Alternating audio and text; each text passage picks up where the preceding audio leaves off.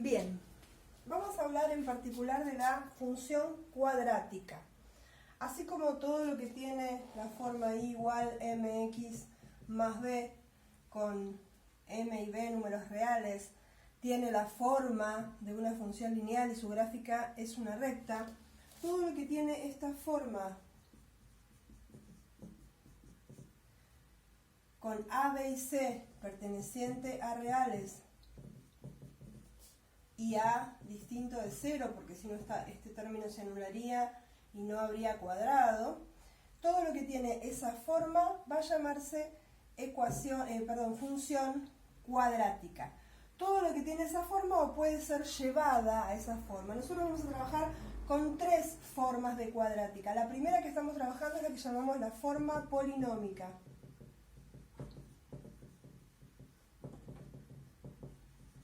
Hay dos formas más que las vamos a ir viendo más adelante.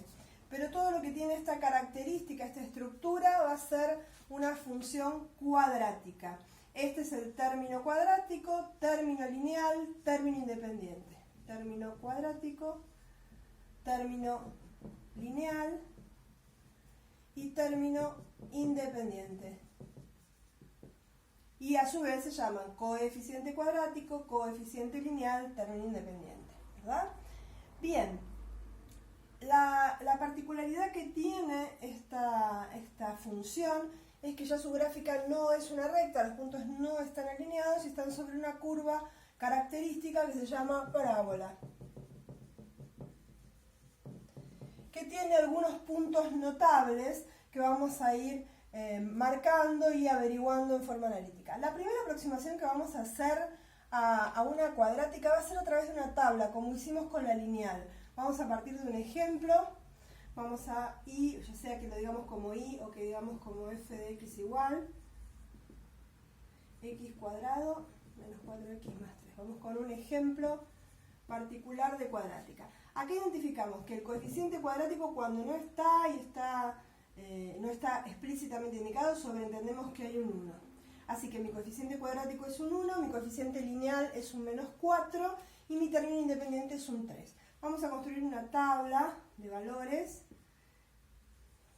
Vamos a fijar, como esto otra vez es una función, tenemos dos variables, x que es la variable independiente, entonces en x puedo poner en forma arbitraria los que yo quiero y vamos a calcular el correspondiente valor de y, que es mi variable dependiente. Entonces vamos a poner algunos valores. Y vamos a hacer el cálculo reemplazando cada uno de estos valores en esta fórmula. Menos 1 al cuadrado, menos 4 por menos 1, más 3. Esto da 8. 0 al cuadrado, menos 4 por 0, más 3, esto da 3. 1 al cuadrado menos 4 por 1 más 3, esto da 0. Para 2, 2 al cuadrado menos 4 por 2 más 3, 4, 7, menos 1. 3 al cuadrado menos 4 por 3 más 3, 0. 4 al cuadrado menos 4 por 4 más 3, 3. Y 5 al cuadrado, 25, menos 5 por 4, 20, más 3, 8. Así que con estos valores vamos a ir a la gráfica.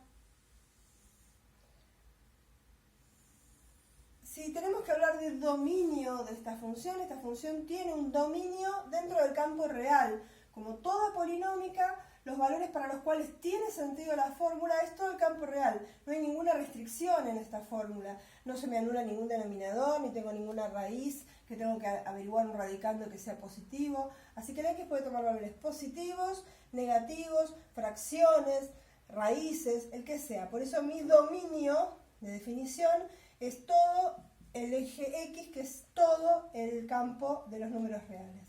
Bueno, y voy marcando.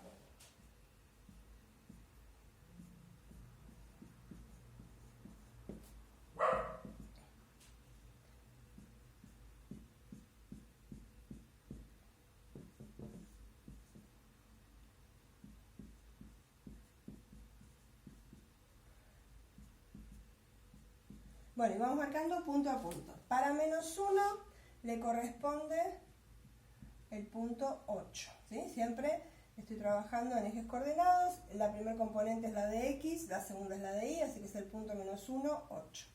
La segunda es el 0, para 0, 3. Para 1 de X, 0. Ni sube ni baja, queda sobre el eje.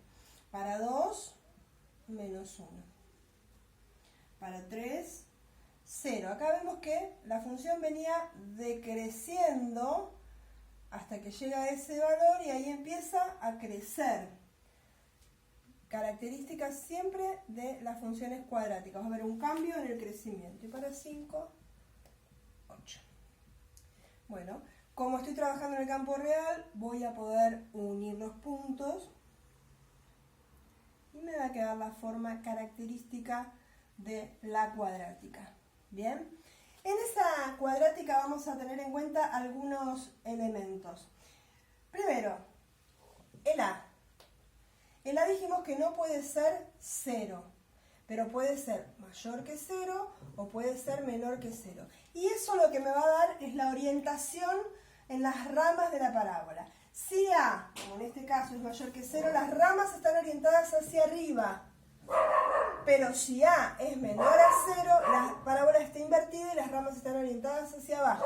Siempre tener en cuenta que tiene que haber una coherencia entre lo que yo veo en la fórmula y lo que después llevo a un gráfico. ¿Bien?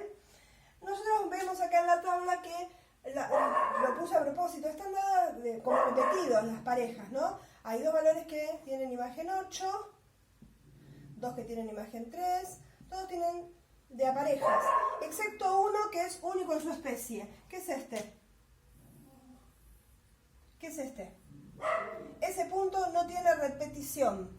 Ese punto en la parábola es el vértice de la parábola. En este caso el vértice tiene coordenadas 2, menos 1. Y los vértices en las parábolas siempre son, en el caso de que el coeficiente principal sea positivo, el vértice siempre es un mínimo. Y en el caso de que el coeficiente principal sea negativo, el vértice va a ser un máximo.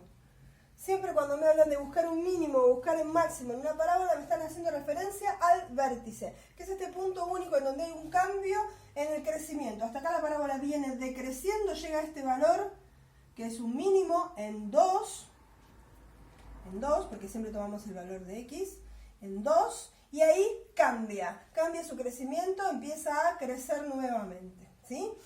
Y en la tabla lo veo como que es el único que no se repite.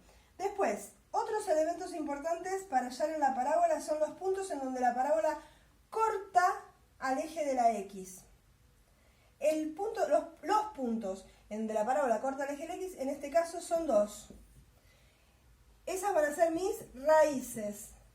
Esto tiene raíces en 1 y en 3. Tiene 2 raíces. No necesariamente todas las parábolas tienen 2 raíces. Piensen ustedes que la parábola esta corta el eje de la X, llega al vértice mínimo y a partir de ahí cruza. Pero hay parábolas que no cruzan el eje, sino que están, por ejemplo, apoyadas y hay un solo punto de corte. Ahora vamos a ver de qué va a depender.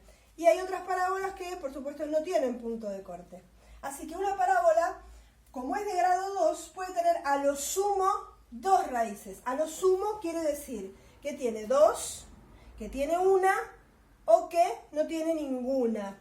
Es a lo sumo. Lo que no puede tener la parábola son 3 puntos de corte. Siempre van a ser 2, 1 o ningún punto de corte. ¿Bien?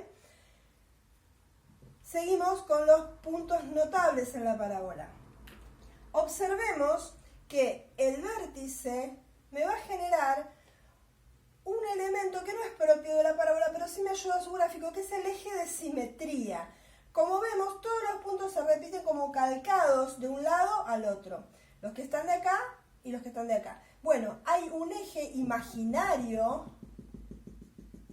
que va a pasar por la X del vértice. Es una recta que no forma parte de la parábola, pero sí me ayuda en su gráfica, que es el eje de simetría. En este caso es una recta vertical. Como toda recta vertical tiene la forma X igual el valor en donde corta. Y el valor en donde corta es la X del vértice. Ahí tenemos mi vértice en X, perdón, mi eje de simetría en X igual 2. Es una recta imaginaria que no forma parte de la parábola, pero me auxilia en su representación gráfica. Y el último punto notable que voy a marcar en la parábola es este. Este punto es la intersección con el eje Y. Y ese punto sale de la imagen del 0. Es decir, si yo reemplazo por 0 en la función,